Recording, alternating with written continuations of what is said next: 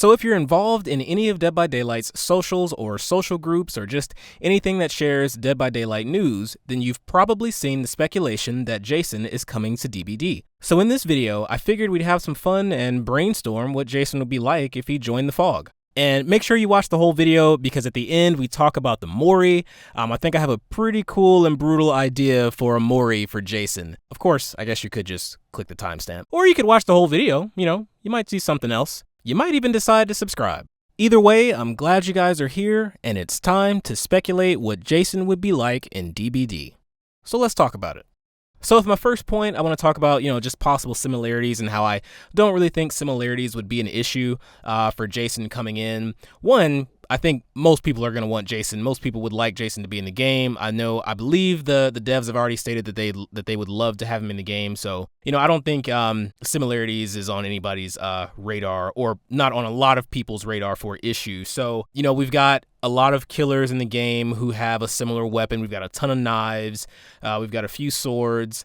A lot of teleporting killers. I know there is a similarity to Trapper, but I have faith that they could come up with something. I believe I've seen someone say that they've already like plotted, Jason's power like a long time ago if they were ever able to acquire him. So, and I would believe that to be true. I mean, I'm sure, we're all fans of horror and everything. So I would not put it past the devs that they had already plotted Jason long before the possibility, even came about. But yeah, so I don't think, like with the Trapper, yeah, I guess, we could say like the Trapper is like based off of Jason, which I think, that I think they might have said, but even if they didn't say it, it's kind of obvious, big hulking guy, and he's got the machete and everything.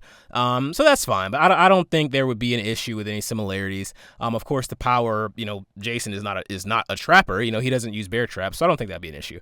With that being said, let's go ahead and move on to power speculation. So when we think about Jason, what are some things that come to mind? What do we know about Jason? We know that he is unstoppable. He is extremely strong and powerful. He can always come back and be reborn through some crazy way. Super aggressive and has a strong connection with his mother. Those are things that we know to be true about Jason. So I took those things into consideration when thinking about this power and, just his mechanics. I'm thinking unstoppable killing machine, just something that feels powerful. You guys, if you've seen a few of my other videos, I'm all for strong killers that have, at least some type of, counterplay. I think there are a lot of killers that have super easy counterplay. So I'm someone who is an advocate for just having a game that's about a killer killing, having the killer be, strong feeling to play as. I don't think it's a huge issue to have a killer who is strong to play as and makes you kind of go, how am I going to actually outplay this? I think for a lot of survivors that, that can actually be fun instead of it being so easy to counter a killer. In some cases, we know all killers are not super easy to counter, but in a lot of cases they are. You have a killer that makes you go, oh man, how are we going to get away from this? As long as it's within reason. My side to that is that, I think that'd be pretty fun as long as it's, not too ridiculous. But yeah, so we know those things about Jason. So in thinking about that, let's keep that in mind as we go forward with this, with my power idea. Heads up, I'm kind of throwing balancing out the window, so be warned. Some of this is probably going to sound super OP to you, or it may not. So I'm just kind of having fun with it. I'm not really thinking too much about the counterplay. I'm just thinking about what the killer could be when coming into the Fog. So for I guess you could say like his alternate ability, I've got, this is where I think about the connection with his mother. I've called the power Mother's Embrace.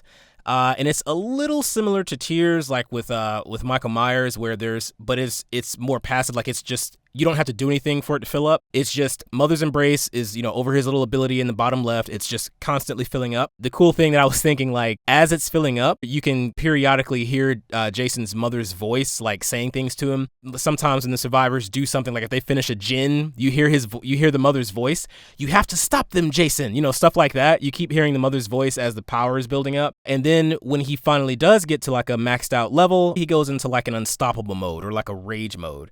And during during this mode, he cannot be pallet stunned and has a slam ability that instantly downs survivors. So I probably should have mentioned the slam ability first, but we'll go ahead and talk about the slam ability. So his main ability is a choke slam, but what he can do, and I know there's going to be similarities to Wesker, but some killers have similar mechanics or similar powers, and that's okay. Again, I'm just having fun with it. So his ability is called choke slam. Because in keeping with the theme of him being strong and powerful and just this hulking beast, he can pick up a survivor, but instead of it just being like an instant throw, like with Wesker, he can pick you up by the throat and carry you shortly. Not very long, because of course that would be ridiculous. He can just pick you up and just carry you across the whole map. It's not very long, but it can be used to kind of like get survivors away from gens, or maybe, like bait other survivors to come to you and help out your teammate.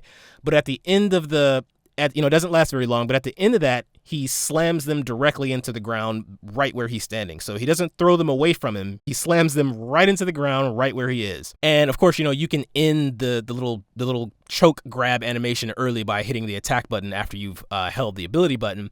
So you can go ahead and end the choke, and then you slam them right into the ground. Slamming them into the ground makes them broken for X amount of time. So ability is choke slam. He can pick you up, move you around a little bit.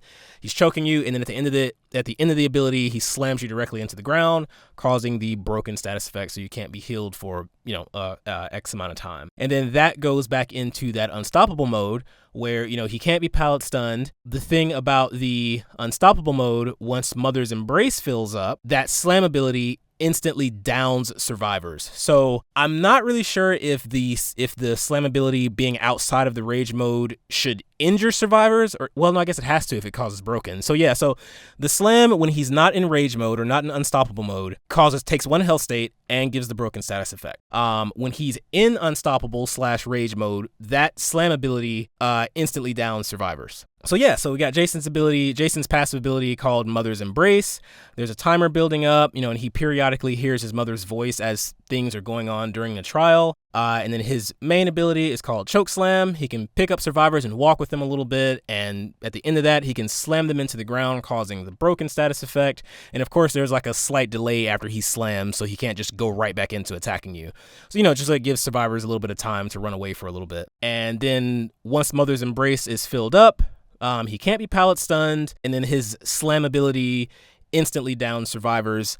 I'm thinking something to probably help out with that is like if he does slam you and insta down you, there's a longer animation of him coming out of rage mode, so he can't just like slam you, pick you up, and go right back to it. He kind of has to like he's kind of like stuck in that rage mode for a little bit. Maybe that kind of counters a little bit, or not. Who cares? We'll say he slams you right down in rage mode and can instantly go in. He comes out of it. Obviously, he's not going to stay in rage mode once he downs someone. He's not going to stay in rage mode. He comes, once he downs someone in the rage mode, he comes straight out of it. So his Mori picks up a survivor with both hands like he's gonna body slam him. It's basically a body slam. Body slams them straight into the ground. Maybe like they fall on their head or something like that, and it like dazes the survivor, right? So his first move, picks him up, slams him, body slams him into the ground. They kind of like fall on their head, kind of awkward, and they try and get up, but they like fall back to their knees, and they're like dazed and everything. So they fall on their knees. He takes out his machete and he slashes them across the face with the machete. They fall to the ground. They're screaming and everything. Flips the machete around, throws it into the ground to where the handle is in the ground and the blade is sticking up. So I'm gonna start over. Picks up the survivor with both hands, slams them into the ground. They kind of fall kind of awkwardly on their head, and they're like dazed from hitting their head, right? They come to their knees. He slashes them across the face with the machete, throws the machete into the ground with the blade facing up. As they're on the ground screaming and everything from being, slashed across the face, picks them up and then slams them down onto the upright blade, impaling them.